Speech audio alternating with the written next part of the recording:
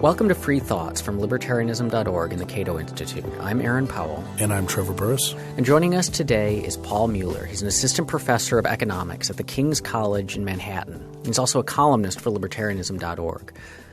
So today we're going to be talking about Adam Smith. So maybe let's start with just some bio. Who was he? What's his background? Sure. Adam Smith was a Scotsman. He lived in Scotland in the 1700s. He was born in a small town called Kirkcaldy in 1723, and he died in Edinburgh in 1790. During the course of his life, he did a number of things. He went to the University of Glasgow initially for sort of undergraduate, and then he went on to study at Oxford for a few years. After that, he returned to Scotland, gave a series of public lectures in Edinburgh, which were quite popular, and then he was offered a chair of logic at the University of Glasgow, and then within a year or two, he received the chair of moral philosophy at Glasgow, where he spent a decade or more, a little more than a decade, teaching and writing at the University of Glasgow. He writes The Theory of Moral Sentiments, written and published in 1759, and then he leaves Glasgow University to be a private tutor for a young nobleman, the Duke of Buccleuch, and travels all over France, meets a number of French economists while he's over there, and continues working on his largest book, what he's most well known for, which is an inquiry into the nature and the nature and causes of the wealth of nations. And then returns to Scotland. He continues to write and to be involved in various intellectual circles, and returns back to Scotland and finishes out his time there. What do we have any sense of what kind of personality he had, or what kind of person he was? Sure, he was a bit eclectic. He's described in some of his correspondence and by some of his students as being a little bit odd. He would take long walks and forget what time it was or how far he'd been going. He recounts a time when he was out walking, thinking about something, and realized all of a sudden he was 4 or 5 miles away from where he had started and had to walk all the way back.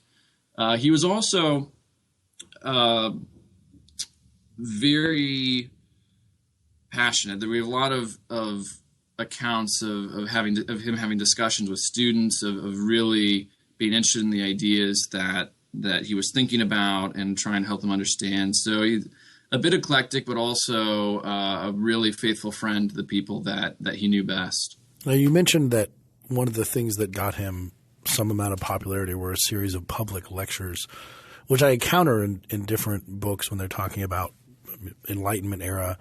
And I'm trying to figure out if that means that it was the kind of situation where you would put up a flyer saying that someone was going to be lecturing about philosophy and a lot of people would come, or are we talking about like university engagement type of situations?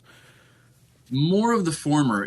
Scotland over this time, and we might touch on this later, is kind of during what's called the Scottish Enlightenment, and it's really a fascinating time of intellectual history and commercial history. There's a lot of growth and change going on, and one of the most fascinating things about this period was sort of the circle or the network of intellectuals and scholars who were in Scotland at this time. Of course, there's David Hume, who most people know, and Adam Ferguson, but there were many other. There were inventors, there were writers, poets, artists, and Scotland itself was very small. So all of these thinkers and scholars knew each other, and there was a very tight network, a lot of different kinds of clubs, associations, public outlets for conversation. A lot of the businessmen were involved as well, the various kinds of commercial merchants and people who were involved in industry would also come and would engage in kind of coffee house style conversation. The public lectures in particular were sponsored by a friend of Smith's, the Lord Kames is his name. He's a little bit older, an eminent lawyer, and they're sponsored, which means he sort of advertised them. He paid Smith to give them, and it was in Edinburgh, which was sort of the intellectual center in Scotland. So this friendship of his with Hume, which was, I mean, is it fair to say that they were really good friends? This wasn't Absolutely. So how how did that influence work? Because Hume was a bit older than Smith, right? Yes. So did Hume influence Smith's thought on the issues that he then went on to write about? Yes, I think he did. In terms of specific influence, it's a little bit hard to tease out. I haven't looked at that in particular. I think Smith thought very fondly of Hume and of his ideas. And at the same time, there was a lot of friendly banter back and forth between them in letters. You can see that they're mostly on the same page in how they're approaching the world. But Smith also, in Theory of Moral Sentiments, he calls us out a few times. He's also going to take a slightly different perspective on a number of issues than Hume does. So, for example, Hume talks about morals sort of coming out of their usefulness, that it's actually useful for people to treat one another well and properly and to do that. And Smith says that may be true, that we get sort of social benefits from being respectful, honoring contracts, keeping our word, and so forth, but that's not actually what motivates people to do those things. And so he, in the passage in Theory of Moral Sentiments, he's clearly referring to Hume, but also trying to take a slightly different approach on that topic. Now, you mentioned one of these people in terms of the other influences of Adam Smith's thought around the Scottish Enlightenment, and you mentioned Adam Ferguson, for example, and another one is Francis Hutcheson. What were those two, the kind of thinking that they did, and how did that lead into Adam Smith's thought? Sure. So Francis Hutcheson was Smith's professor at the University of Glasgow. He was a professor of moral philosophy and was really the leading moral philosopher in Scotland at the time, and had a huge impact on Smith. Smith writes in one of his letters about the never-to-be-forgotten Hutcheson. He was very fond of him. And Hutcheson's work is a lot about moral theory, about where morals come from. And Hutcheson in particular talked about something he called the moral sense, sort of like the sense of sight or the sense of smell. He says people just have this sense of what's right and wrong. There's this moral sense that God put into people. And that's why we have a conscience. That's why we behave the way that we do and have this sort of sense of morality. And Smith actually rejects that particular idea very explicitly in the Theory of Moral Sentiments. But it's clear that Hutcheson, as a professor, as a mentor, as a person, was very much admired by Smith. And I think Smith wanted to imitate him in some ways. He ended up taking Hutcheson's chair years down the road. There were one or two people in between, but he ended up taking a similar position at University of Glasgow. In terms of Adam Ferguson, the relationship's a little more complicated. They're more contemporaries, and there's not a lot of letters between them. And so I don't know exactly the relationship back and forth. I think they certainly knew each other and interacted some, but there's not a lot in terms of personal correspondence to go off of. This is maybe a broader question, which we can get into in a variety of different ways. But in terms of the Scottish Enlightenment in general, and Hutcheson and Ferguson and Hume and others, is there anything that we can sort of say that unifies the kind of thinking that they were doing, in the sense of was it more bottom-up thinking than top-down thinking? Could we compare it to rationalists, for example, in France, or Descartes, and say it's different in some basic way, that the Scottish were on to something, thinking about things in a different way? Yes, very much so. I mean, and I think this is an area that warrants a lot more study and work to talk about. But the Scottish Enlightenment was happening basically simultaneously with the French Enlightenment. And there was a lot of interaction back and forth. David Hume went over to France for a number of years, really hit it off with the philosophers over there. They thought really well of each other.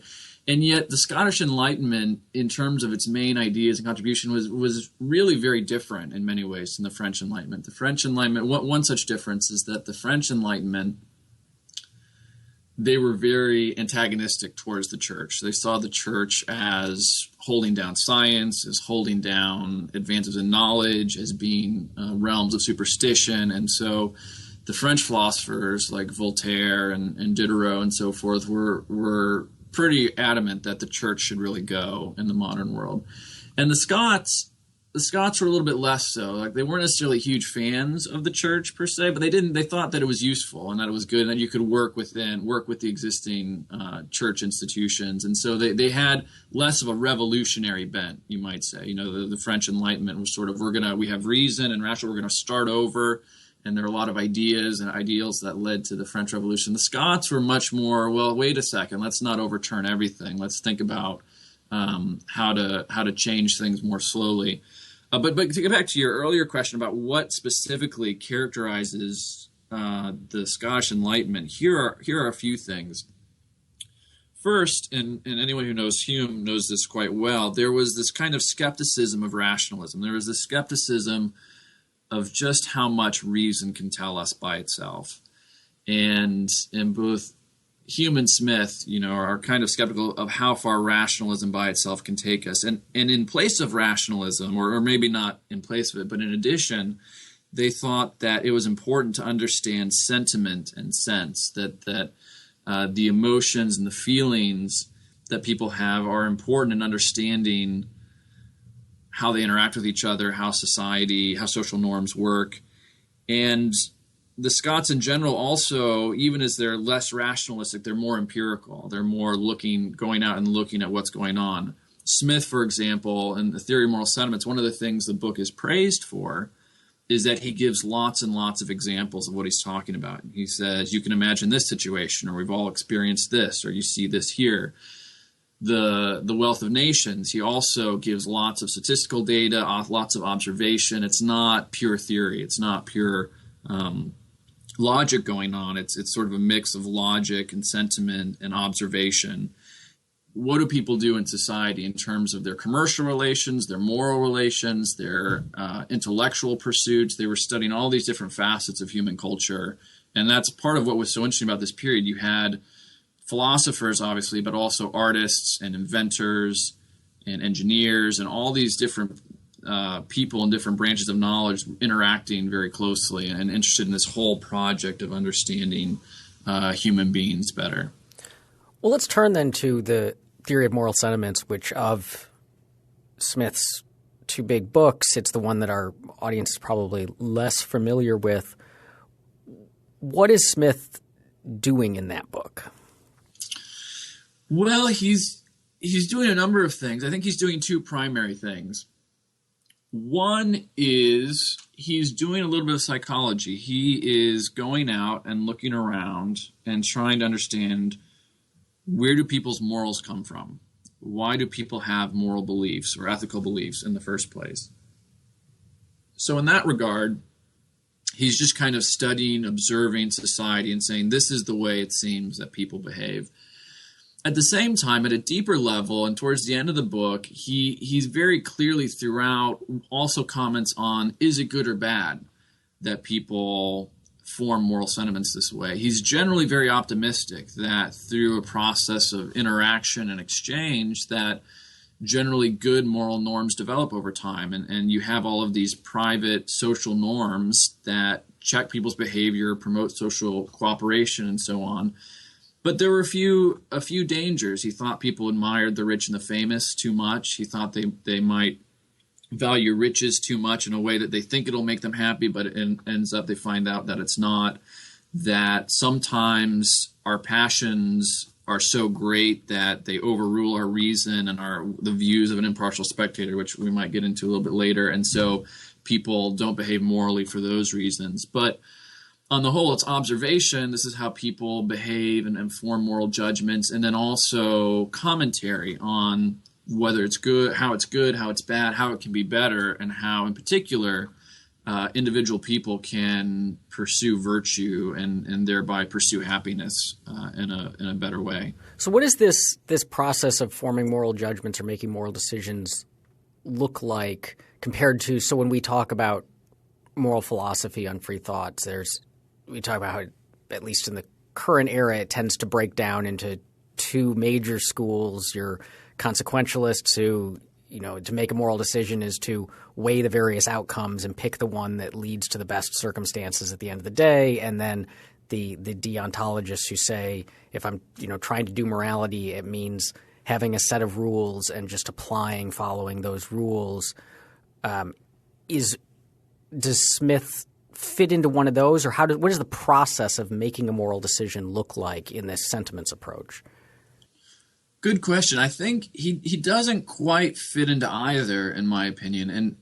So the way that he thinks about morals and moral development is very social in many ways, which might kind of give you a moral relativism perspective. And at the same time, he also has maybe more of those deontological perspectives. He thinks that there are principles or virtues that are important and persist over time, and yet the way you carry out those virtues can vary a lot. What it means to be respectful, what it means to be generous, what it means to be brave versus foolhardy actually can vary a lot by circumstance and by culture over time.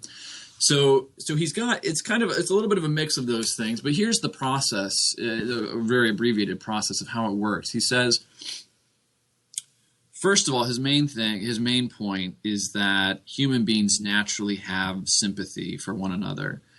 And by sympathy, he really means empathy. That is to say, we can relate to and imagine how other people feel and respond and put ourselves in their shoes, so to speak.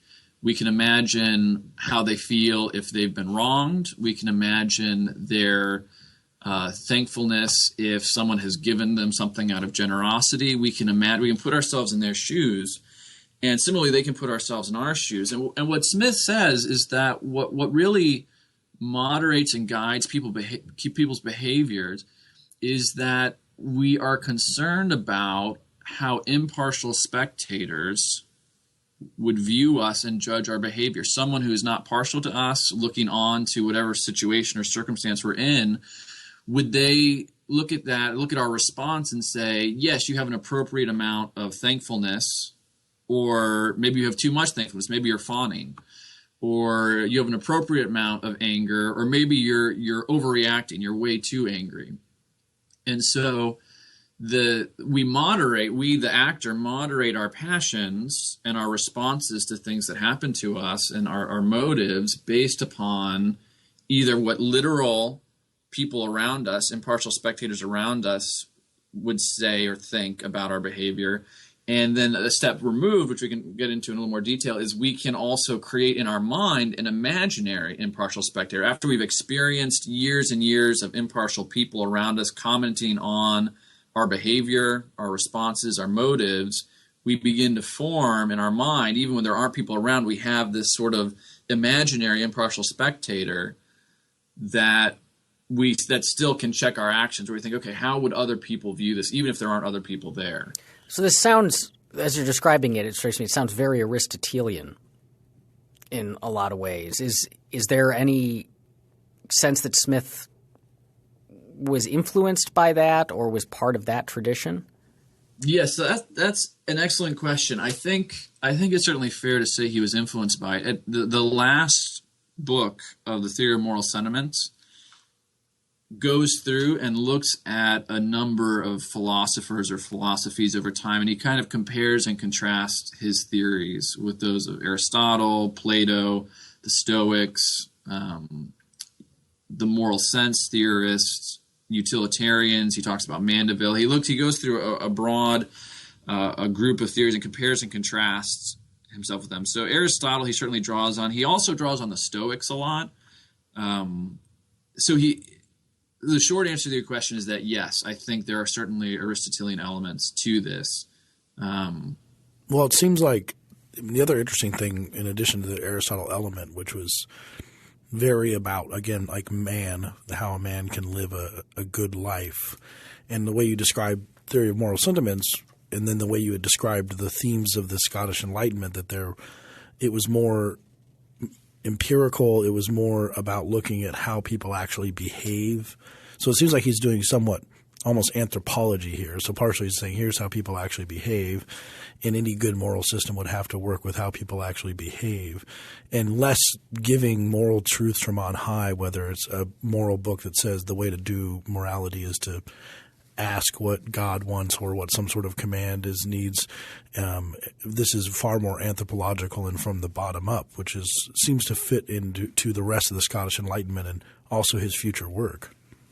Yes, yeah, I think that's right. I think that that's right. I think that Smith, in a way, if you want to compare him to Aristotle, I think you could say he has a much weaker sense of telos or ends. Not that there's no ends, that there's no telos, which many sort of social theorists might go if you go way down that path of complete kind of moral relativism, social moral relativism.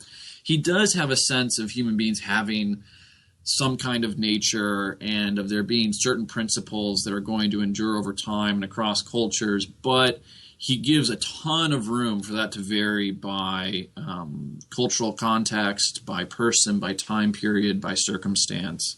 I think much more so probably than Aristotle would. Well, that's kind of interesting, though, because a lot of moral theories would not give any room to vary with cultural context whatsoever.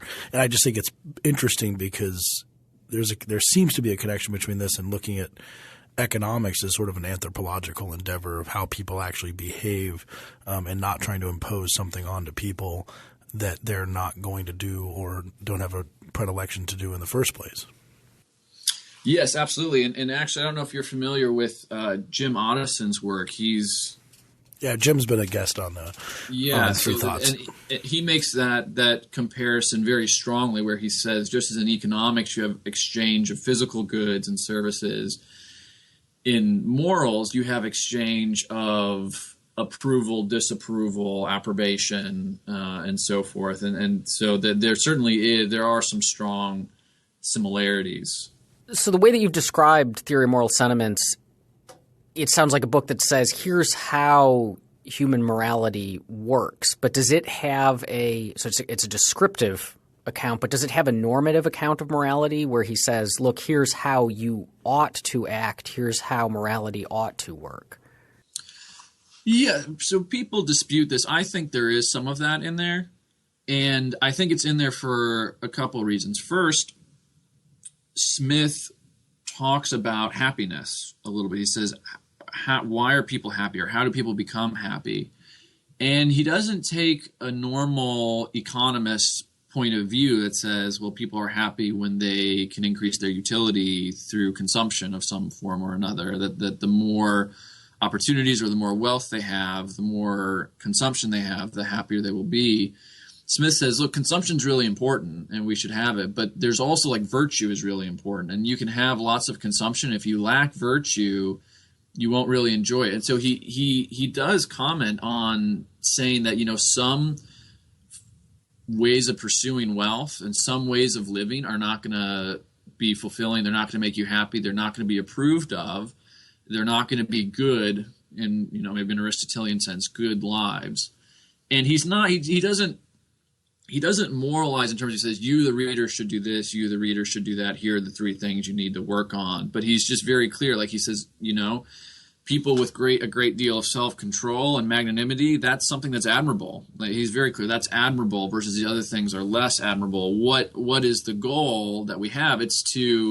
We have this impartial spectator in our minds. He says our goal should actually be to take on the views of the impartial spectator in every way that we can of our own behavior, so that we moderate our behavior to be perfectly proper and virtuous in the eyes of an impartial spectator. And so he speaks of that in very normative ways. I'm not just saying this is what people do, but this is a good thing to do, and it's what we strive to do in general. So he writes this book in 1759 when Theory of Moral Sentiments, correct? Correct. So he writes this book about moral philosophy, and then I think that a lot of people would say that what he did next seemingly would be decided to change subjects and study sort of proto-economics and look into economic money and economies and sort of completely changed his focus academically to focus on exchange and proto-economics, and then 17 years later writes The Wealth of Nations, which is just a totally different subject matter than the Theory of Moral Sentiments, because we would say, oh, this is an economics book and this is a theory of moral philosophy, and people today would say those are not at all the same thing. Is that an accurate? Did he totally change his subject matter in those intervening years? Sounded like a leading question. You think so? No, so I don't think that really describes what was going on at all, because first of all, economics is not a discipline back then. He's just moral philosophy. And remember that the Scots are really concerned with the science of man and understanding people in all the different aspects and ways that they relate to each other. And what you do highlight is there has been a lot written about this. In the 1800s, there was what's called the Das Adam Smith problem, where the German philosophers in particular came in and said, look, you've got the wealth of nations, which is all about self-interested exchange. And then you've got the theory of moral sentiments, which is all about virtue and benevolence and self-control and caring for other people. And they say these two books are very different and can't be reconciled. A lot's been written reconciling those. I think the consensus today is that there's not a deep problem. But here's why. One way to reconcile them is to say, first, that Smith is addressing people in different contexts. In the theory of moral sentiments, he's talking about personal, relational interaction. How do you respond to individual people, family, friends on a day-to-day basis, and all the different kinds of interactions you have over the course of a day, versus the wealth of nations is talking about how do you interact with strangers, and in particular, how do you interact with strangers regarding commerce and trade and production and so forth. And I think you could apply the ideas of theory of moral sentiments to the types of transactions that go on in the wealth of nations and find a great deal of consistency between the two, in terms of treating other people properly, of understanding that they're seeking their self-interest and I'm seeking my self-interest, but we're engaging in a mutually beneficial exchange. And that's quite all right. Like, we're both aware of that. We're both benefiting, and that's a totally proper thing to do. An impartial spectator would look at that and say that is totally appropriate and like a good thing to be doing in that situation, versus if, your 5-year-old gets up and you're trying to trade, his cereal with him for him to do something for you. An impartial spectator might look at that and say, something seems off about that. That sort of social relationship, the way you're trying to make that exchange, doesn't seem quite right. Versus in the marketplace, the impartial spectator would say, that's totally appropriate and good. Also, one other thing I want to say about this as well is that, yes, there's a 16 or 17-year gap, or 18-year gap, I guess, between when Theory of Moral Sentiments was published and The Wealth of Nations. But we have some records from student notes that he was talking about many of the themes in The Wealth of Nations while he was teaching at Glasgow. So the idea is, it wasn't, okay, I'm just thinking about moral philosophy, I've written my book, now I'm going to turn to this other thing. We have evidence that he was already thinking through and talking about a lot of these ideas even before he went to France. Some people say he took a lot of his ideas from the French economists, but we have evidence that even before he left, he had been writing, talking about these issues. And then The Wealth of Nations is a big book. He took his time to get the details and to really put it all together. Well, The Wealth of Nations is big, not just in the page count sense, although it's very big in that regard. But it's big in the sense that it's widely regarded as the foundational text of modern economics. So maybe before we get into the content of The Wealth of Nations specifically and Smith's contributions to economics, what did economics look like before Smith?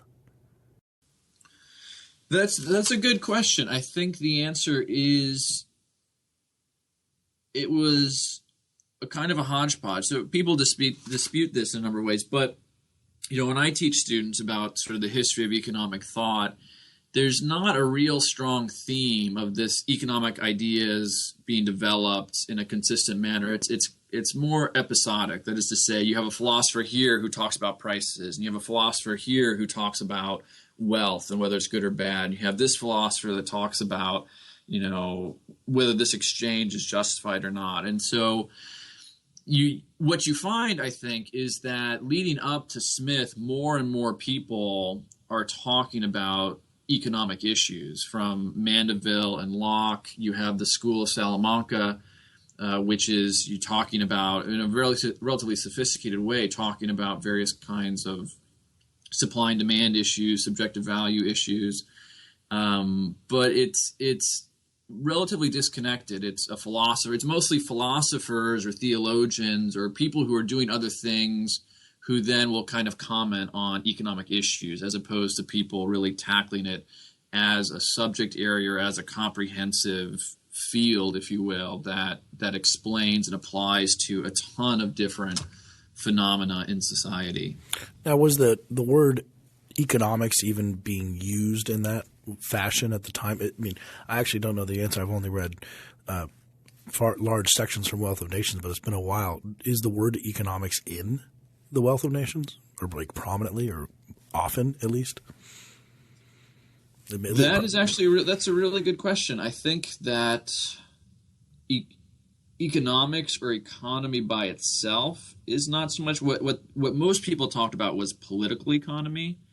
And political economy, remember, is this Aristotelian idea where Aristotle talks about the ordering a household. And so when Aristotle talks about economic ideas, it's like within household production, how do households produce things?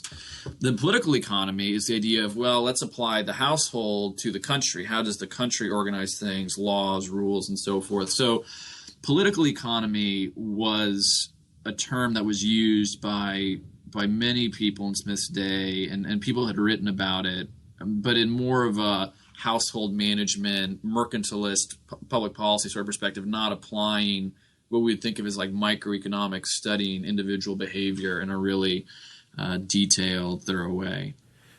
So getting into the book itself, let's start with the title, which, as you mentioned earlier on, is not The Wealth of Nations. It's a little bit longer title than that. That's right. Yeah, so it's actually an inquiry into the nature and causes of the wealth of nations. And what does that tell us? Yeah, which is interesting. I mean, it tells us. So inquiry is just talking about what it's studying, but it's two parts. It's the nature and the causes of wealth in countries in particular. And he certainly talks about the nature of wealth throughout the Wealth of Nations, but it's definitely the minor chord. What he's really talking about is how wealth is generated over time. But he does spend time saying, look, wealth is not simply how much gold and silver you have.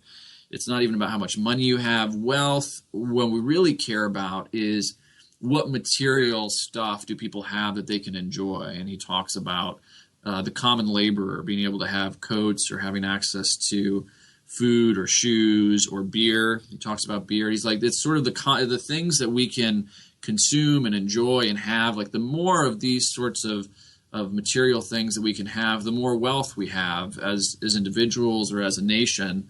And he's responding very strongly to what I mentioned earlier, this mercantilist idea, which is that, well, for countries to be powerful, they need to collect a lot of gold and silver to pay their militaries. And Smith points out, and Hume has talked about this as well earlier, but that accumulating gold and silver is not going to feed people or clothe them any better.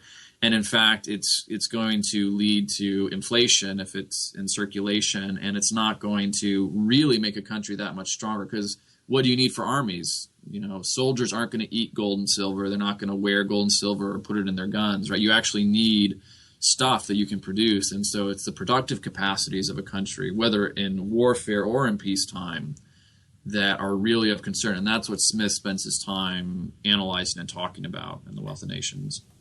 Early on in the book, he gives this rather famous example of the pin factory to illustrate how specialization works. So can you tell us about the pin factory and what point he's making there? Yes, it's beautiful in its simplicity, and I think Smith was really onto something in terms of, we're still asking the question today: how is it that countries can become wealthy? Why are some countries wealthy and others are not? Acemoglu and Robinson, two prominent economists, wrote a book recently, Why Nations Fail, and they're asking the same question that Smith was asking 250 years ago. And Smith's description of where the wealth, what generates wealth, why countries become wealthy is relatively simple in terms of, when people are free to exchange and there's a large market, there's this natural incentive to divide labor and specialize. And when you do that, you become far more productive. So, and this is what the pin factory is about. He says, imagine someone working in a pin factory. You're trying to create pins, And there might be 15, 20 different operations to the pin. You have to pull out the wire, you have to cut it, you have to sharpen it, you have to put the head on it, you have to package it. There are all these different parts to doing it. He says a single person who is doing all of that by himself would have to move from task to task to task, might have to move around the factory floor. He would be slow.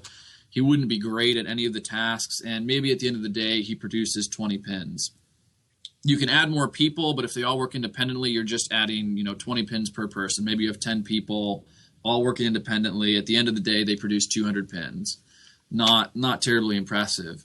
But he says in the pin factory, if you divide the labor and you specialize, so you have one person who is just pulling the wire, one person who's just cutting it, one person who's just sharpening, he says what you discover or what you get is a huge, huge burst in productivity. You might go from 10 people producing 200 pins a day to 10 people producing 20,000 pins a day. Just because you save in terms of efficiency and wasted time moving around. As people specialize, they get much better at what they do. They get faster. They find ways to innovate at doing whatever simple task or tasks that they have, doing it better and more efficiently. And you specialize within a pin factory, but you can also specialize across an entire economy. And you get all these gains in real productivity through this process of specialization. So this was really – I mean, again, it's difficult for us to often remember what it was like to think before certain revolutionary thinkers created new concepts or discovered them. But this had really never been hit upon before Smith, or at least in not any popular way. It seems so obvious. If anyone's ever done a thankless job like stuffing envelopes or something like that, first hour you're slow, second hour you're a little bit faster, third hour you figure out a sort of a different way of doing it that shaves off a little bit of time. It seems so obvious. It's make the interns or you split make it up. the interns some of the interns do it. like the envelopes and some put the stuff in. Yeah. But I mean, it seems crazy that at least no one had ever popularized that. Or maybe was it just him saying that this was actually the source of the wealth of nations that was the kind of new observation he was making? Yeah, that's a great question. I think what Smith really brings to the table, as I said before, is he really brings a big picture perspective. So that example of the pin factory, actually, I don't think is original to Smith. I can't remember where he got it from, but I think it may have been like in an almanac where someone had kind of just talked about, hey, this pin factory produces more because people divide tasks. But the person who put that example together didn't really explain how that applies not just to a pin factory, but to every kind of factory, and not only within factories, but across factories. And another example that Smith gives in the first part of The Wealth of Nations is he talks about a woolen coat and how to put a coat together. You actually have dozens or hundreds of people in many different countries contributing to that process. And that is the division of labor extending beyond a single factory, across countries, across many individuals and many different occupations. And that is generating unbelievable amounts of wealth and production at lower and lower costs. And no one had really talked about it that much in sort of that grand scale. They saw individual examples. Of course, people experience every day. If I spend a lot of time doing something, I get better at it. If we share our labor, we tend to get a little more done. But Smith, I think, really brought that big picture vision, said, this is happening not just here and there, but it's happening throughout the entire country, throughout the entire economy, and even across economies. And we can see, particularly on the cusp of the Industrial Revolution, you saw technology coming into play in a new way. And all of this is really coming together. And he kind of gives us the really big picture of this isn't just a one-off thing here or there, but this is actually happening throughout society, and is really making a difference in how much stuff we can produce and have. This idea is fairly straightforward. The pin factory makes the point quite clearly, and the argument that this wealth comes from specialization and trade and not propping up industries or hoarding gold. So I guess the question is, if that's what he's getting at and it's relatively straightforward, then what is he talking about for the 1,000+ pages of the book? Right. That's a good question. I think he is doing empirics. Well, I also think it's important to remember that brevity was not a huge goal of 18th century writers. This is true. They were not rewarded for that. But what he does is one, he looks at a lot of different cases and issues, but he really just does a lot of empirical stuff. He looks at different industries. He looks a lot at laws. He looks at how laws affect this exchange. So you've got division of labor because people exchange, you get specialization. But very importantly, the division of labor is limited by the extent or the size of the market. You know, you might be able to produce 20,000 pins a day, but if people are only willing to buy 1,000, then that's not terribly useful. Yes, you have a lot of pins, but, you know, people aren't paying you for them. You just have all these pins sitting around. And so if the demand is only for 1,000 pins a day, then it doesn't make sense to specialize that much. You're going to reduce your specialization. You're going to have fewer people working on it. And so you actually need large markets in order for specialization to make sense. And that's one reason why he was a big advocate of free trade, is you're extending markets, you know, outside of a country. And certainly he advocated free trade within a country. So he talks about that, but he talks about a number of things. He talks a lot about supply and demand, about the skills that are brought to the table, how people develop skills. He talks about a lot of public policy, education, taxation, public works in the last book. He attacks the mercantilists for a whole book about why a lot of their theories are really destructive and don't make sense. Can I just interrupt you for a second there? Sure. Just can you give a summary of what the mercantilist division was? Because I think it used a lot, but like what exactly was that? You kind of mentioned a little bit about sort of countries and armies, but was it pretty much that? I mean, that was that was the predominant view when he wrote this, correct? Was that correct, would you say? It was a very popular view, certainly. I don't know how predominant exactly, but it was very popular, particularly among people who were trying to get the attention of politicians, because the mercantilists wanted certain policies to be put in place, and so they were constantly lobbying Parliament to put these laws into place. And the mercantilists varied in terms of how scholarly they were. A lot of merchants signed on to mercantilist policies because it helps them. So the mercantilist idea, it's basically early forms of protectionism, where they argue a number of different things, but the main idea is that when we import goods from other countries, we are exporting gold and silver. We are not producing those goods ourselves that come in, so we don't have as many jobs. And that is going to hurt our country relative to others. So if England is importing wine from France and cloth from France and other sorts of things, that is making France stronger and it's making England weaker. Versus when we export goods from England to France, we're making England stronger and France weaker. So they see the money flows represent some kind of strength or influence. And when you import stuff, you're not producing it yourself, and that's going to reduce employment. I'm sure you can already hear a lot of echoes of this in modern political rhetoric. There's a certain guy with tiny fingers that you're kind of sounding like that now. It's a 300-year-old myth that he's still perpetuating. That's right. I make a lot of hay with my students about how this is really amazing. There's always a role for economics and economic thinking because people never really get past it. But the mercantilists were arguing this, and so what they proposed is they said, look, if imports are bad and exports are good, we should do two things. One, we should make it difficult to import. We should tax all the imports so that we import less, and we take some of the money that would go to France and we put it in our treasuries. And we're also going to try to encourage exports, where we might even provide subsidies or bounties is the word I think that Smith uses, to some of our exporters to encourage our companies to produce more and then export it to France or Germany or other countries. And Smith, of course, highlights that this doesn't make any sense for all kinds of reasons. It's justice reasons, efficiency reasons, that it's not really making countries stronger to have more gold and silver. He really takes them to task on this issue. So when people think of Adam Smith today, though, the thing we haven't mentioned this yet, and so it's a conspicuous absence, is this idea of the invisible hand. In fact, probably most people think the invisible hand is what the Wealth of Nations is about. So is that accurate, and what is the invisible hand? Sure. The invisible hand is an analogy, in a sense. It's describing how we can think about market process.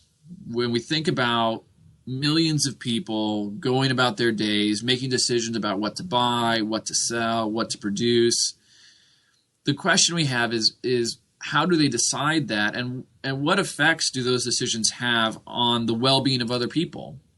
We might think in sort of a utilitarian sense, well, what we want people to do, we want people to produce stuff that benefits others, and we want them to work in areas that are in high demand. We want them to serve other people. I want to make sure they get served as well. We can describe a really prosperous society that there's a lot of human flourishing. But how do we get people to do that? How do we know what each individual person should do and how much of it they should do and when and who gets what? It has actually becomes a very, very difficult question. And what Smith says is, you know what, with markets and prices, people are led by an invisible hand. It would be as if we were telling them what to do or God were telling them what to do, but he's not literally telling them what to do. The hand is invisible, but it's as if they are being led by an invisible hand to do things that benefit themselves and other people naturally, automatically, without any sort of human direction, particularly from governments, but even at more local levels, without a lot of human direction. People, by pursuing their own interests and following price signals and engaging and making themselves and their families better off, are actually going to do things that are beneficial for others. And now people use the invisible hand as a almost stand-in for markets, but often people who use that are somewhat derisive about markets or about Adam Smith. I had a woman ask me a question about on a panel one time, and she was like, now this guy over here doing his Adam Smith me, greed first economy stuff, like I don't even want to – she said something mean to me, and I said to her, I was like, I think you really should read Adam Smith before you bring his name up again. But a lot of people think that that's what Adam Smith is. It's a greed is good, Ayn Rand kind of thing, and that markets always work. Is that an accurate characterization of Adam Smith? No, it's not. I think self-interest is really important, no doubt.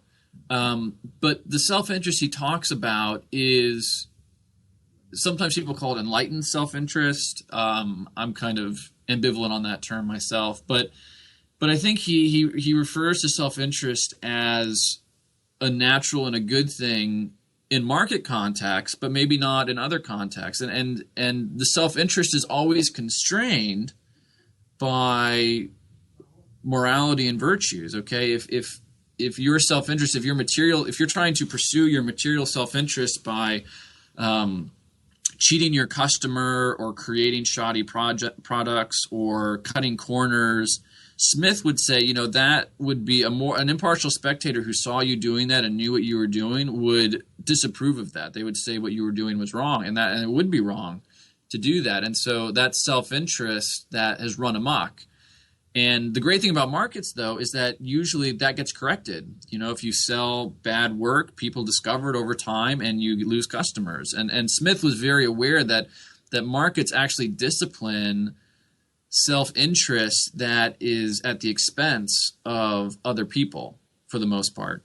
That being said, it takes time and markets don't work perfectly. The Smith makes some exceptions. He doesn't say that government should do nothing other than promote justice. He says, well, there are some areas where maybe people have trouble coordinating towards providing some public good, or maybe there are externalities. He doesn't use the word externalities, but maybe there are costs that people might impose on others unintentionally that we should be concerned about. He has a few exceptions, but his general thrust is very much that people should be free to pursue their self-interest, which includes the interests of their family and their friends, and includes benevolent motives as well. And that by operating within markets and a rule of law framework, their self-interest is going to be a really good guide towards making the world a better place. We've had 240 years since the publication of The Wealth of Nations. Yeah, 1776. Yeah. It's been an incredibly influential book, but in that time, economics has developed. And so what does Smith, if anything, get wrong? Or important things he gets wrong. Yeah, sure. I mean, he may have, described, sure, weird things, but at least important concepts. Yeah, that's a great question. I think One of the biggest areas that he's criticized for is he doesn't have a very good theory of why things have value. So some people accuse him of having a labor theory of value, which is partially true. Often when he talks about how valuable things are in terms of prices in the market, he describes it in terms of hours of labor that it took to produce that thing. There are different ways to interpret this. You might say, well, he's just thinking in an equilibrium framework where people move to what's most valuable and they have a certain amount of labor. But he can't get off the hook entirely here. Smith and his followers, Ricardo in particular, Mill to some extent, Malthus, and others kind of pick up on this idea that, well, the value of things depends, at least in part, on how much effort people apply to it, how much work they apply to it, how much goes into it, rather than today economists would say, no, it's all subjective. Like the value of goods and services is purely on the side of the consumer, and how much work goes into that's the supplier's problem. It's not going to make it more or less valuable in the consumer's eye unless there's something that they do that makes it more valuable for the consumer. And Smith did not have a very clear conception of that at all. And it shows, like if you read later political economists or economists before the marginal revolution, they really have trouble with thinking about what value means and how value comes about and how to value different goods and what prices are actually telling us. Well, I want to actually you use the word marginal revolution, and I think it's probably worth, since we're kind of going in the thrust of this, to fill that little gap in. Sure. What is that revolution? Sure. So this is another issue, something that Smith didn't really see or talk about, which is that when we try to analyze people's behavior, the choices that they make, we really want to ask not how much do they value something in general, but how much they value something specifically. So, for example, if we're trying to understand how many pieces of pizza someone chooses to buy for lunch, we don't want to just ask how much do they like pizza, but you want to think, why would they buy 2 slices of pizza instead of 6? Or 1 slice instead of 5, or how do they decide when to stop buying pizza? Right? If they decide they want to buy some, why don't they just keep buying it over and over and over again? Because it's not like they value pizza as a category less than they did before. And so marginal thinking is saying, well, you know what? How much they value an individual slice of pizza at that point in time actually depends on how many pieces of pizza they've had. That first slice of pizza is going to be more valuable than the second or the third, or certainly than the fifth. And so that's really important for understanding utility, understanding people's willingness to pay for goods, and also it applies on the supply side as well. Anyway, Smith didn't really have much of a conception of that. Ricardo, John Stuart Mill, none of them really talked about marginalism at all. And so the marginal revolution is what we refer to as this brief period of time in the early 1870s where 3 different prominent economists, Leon Walras in France, Karl Menger in Austria, and William Stanley Jevons in England, all within a couple years published major works talking about the importance of looking at utility on the margin, and also talking about how utility, in terms of utility of the consumer, is subjective, and that is where value comes from, as opposed to how much work or resources or labor goes into producing something. For non-scholar listeners, non-economists, so The Wealth of Nations is a very big book. The Theory of Moral Sentiments is not as big, but is still a rather large book. And they're not they're written well, but not in the snappiest modern prose. Yeah, but so if The Wealth of Nations is the big economic treatise, but if you've gone out and picked up economic treatises today, they're often rather opaque and not written for the non-specialist. So is there value, say, for our listeners in reading The Wealth of Nations today? Yes, I think so. Even for non-economists, I think so. But I wouldn't suggest that they read the whole thing. What I would suggest is read the first 3 or 4 or 5 chapters of the first book of The Wealth of Nations. That's where he really unpacks the division of labor, the extent of the market. He talks about money and where money comes from and sort of an emergent institution sort of framework. And then I would also, for those who are interested, you could look at book 5, where he talks about a lot of policy issues. Some of it's dense and it is long, but if you really are interested in like tax policy or education, all those sorts of things, you can kind of see what Smith says there. Again, for the non-specialist, but really those first couple chapters, you can find them online on Econ Library. Definitely worth reading the first several chapters. And then you can kind of pick and choose as you see things that interest you. And for Theory of Moral Sentiments, it's a hard book. It's worth going through. For those who are daunted by, a 400-page book, Russ Roberts' book, How Adam Smith Can Change Your Life, is a really good introduction. Which we did an episode with Russ, which we'll put in the show notes, so you can link to that. Yeah. Yeah, so that, for those who have less time or want to just get a taste of it, that's a great introduction. And you get a lot of quotes from Smith, so you can kind of see how Smith writes and get some of the beauty of his language.